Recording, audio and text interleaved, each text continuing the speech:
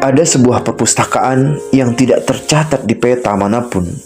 Rak-raknya menjulang tak terlihat ujung, dipenuhi buku yang sebagian bersampul kulit usang, sebagian lagi bersampul kertas koran yang menguning. Di sini, semua ide bertemu setelah pemiliknya tiada. Suatu siang, dua bayangan masuk bersamaan dari pintu yang berbeda. Yang pertama, bayangannya tegas, berjalan dengan langkah penuh tujuan. Ia berhenti di depan rak bertanda materialisme dialektis. Dia memakai kacamata bulat, saku jasnya menggelembung oleh buku catatan, dan aroma rokok kreket serta keringat perjalanan jauh masih melekat. Itulah Tan Malaka. Hampir bersamaan, dari lorong antara rak-rak bertuliskan Turats dan pemikiran Islam, muncul bayangan lain. Langkahnya tenang, mantap. Sorban putihnya kontras dengan jubah hitamnya. Di tangannya, sebuah kitab seolah memancarkan cahaya sendiri. Wajahnya teduh, namun matanya tajam, membedah kebenaran. Itulah Syekh Taqiyuddin An-Nabhani. Mereka saling pandang, bukan sebagai musuh, tapi sebagai dua penjelajah yang baru saja turun dari gunung yang berbeda. Masing-masing membawa peta dunia yang sama sekali tidak mirip. Tan Malaka duduk, mengeluarkan cangkir dari tasnya. Dengan cermat, ia menuangkan kopi hitam pekat. "Segala sesuatu bermula dari yang sederhana ya Syekh," ujarnya menyeruput.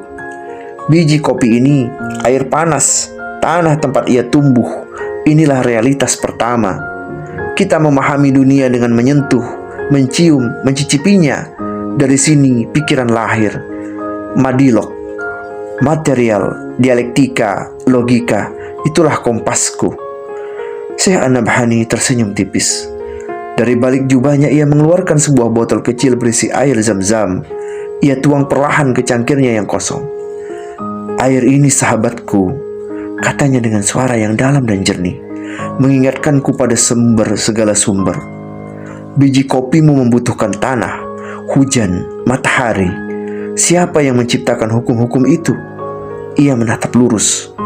"Petaku dimulai dari titik yang tak terlihat mata. La ilaha illallah. Dari sanalah sungai pemikiran, perasaan, dan aturan hidup mengalir.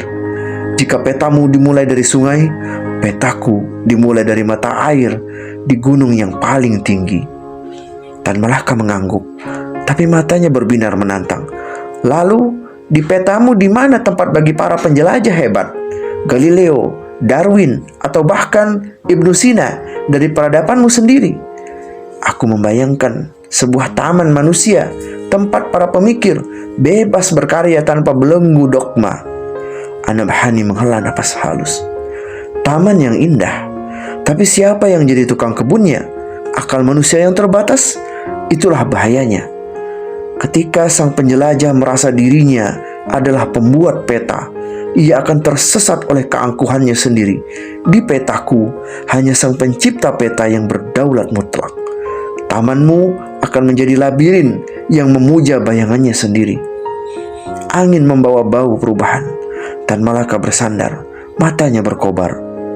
"Dunia ini sakit, Syekh, dan penyakitnya ada pada perut masyarakat. Pertentangan antara yang lapar dan yang kekenyangan, itulah mesin penggerak sejarah dialektika. Dari benturan ini, percikan revolusi akan menyala dengan sendirinya. Takdir material." An-Nabhani mendekatkan kitabnya, seolah-olah memberikan penawar. "Kau benar, dunia sakit. Tapi kau salah melihat sumber penyakitnya," ujarnya lembut tapi tegas. "Demam bukanlah penyakit, tapi gejala. Penyakit sesungguhnya adalah ketika manusia membuang petunjuk sang pencipta peta dan membuat aturan jalan sendiri. Itulah sekularisme. Obatnya bukan dengan memperhebat benturan, tapi dengan penyadaran. Mengajak manusia kembali membaca peta asli itu, lalu bersama-sama membangun kendaraan yang tepat, yaitu khilafah. Perubahan itu bukan ledakan amarah, tapi keputusan sadar untuk pulang." Tan Malaka mengeluarkan sebuah pisau analisa berkilau. "Ini alat kami, Syekh, logika dan sains. Dengan ini kami membedah setiap kebohongan, setiap takhayul yang membelenggu."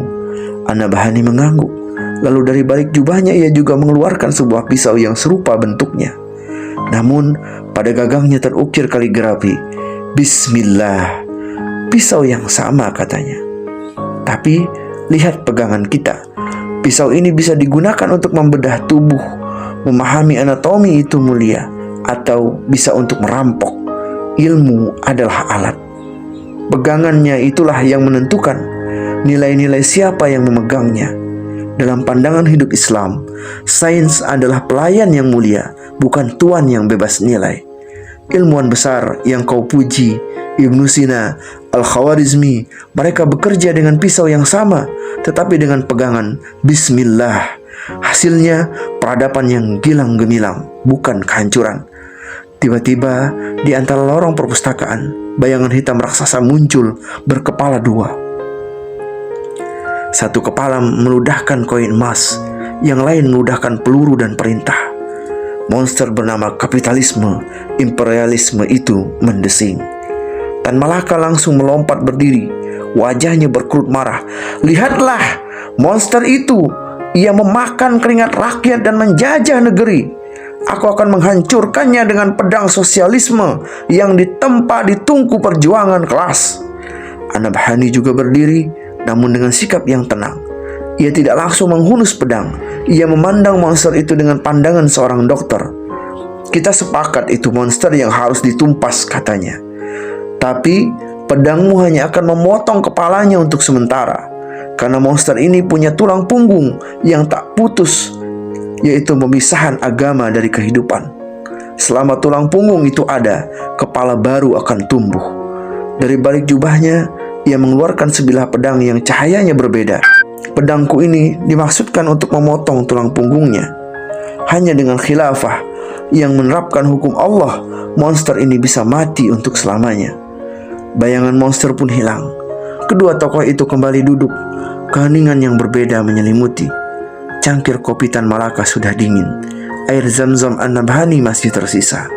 Tan Malaka memandang keluar jendela imajiner, melihat masa depan yang dibangun oleh mesin, logika, dan manusia merdeka. An-Nabhani memandang ke langit-langit perpustakaan, membayangkan masyarakat yang tunduk dalam naungan ilahi, harmonis dan adil. Mereka akhirnya berdiri. Tan Malaka menawarkan jabat tangan.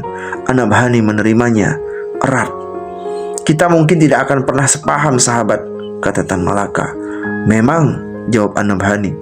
Tapi kita sama-sama mencintai kebenaran dan membenci penindasan. Itu saja untuk saat ini sudah cukup. Mereka berpaling, berjalan menuju pintu masing-masing. Tan Malaka kembali ke dunianya yang penuh dengan data, revolusi, dan mimpi tentang taman manusia di bumi. Syekh An-Nabhani melangkah ke lorongnya, membawa kitab dan visi tentang khilafah sebagai naungan dari langit. Pintu tertutup, perpustakaan besar itu kembali sunyi. Dan kita, sobat, yang menyaksikan pertemuan singkat ini, kini ditinggalkan dengan sebuah pertanyaan besar di hati. Jalan manakah yang kita pilih? Gunakanlah pemikiran yang cemerlang untuk memutuskannya. Selamat merenungkan.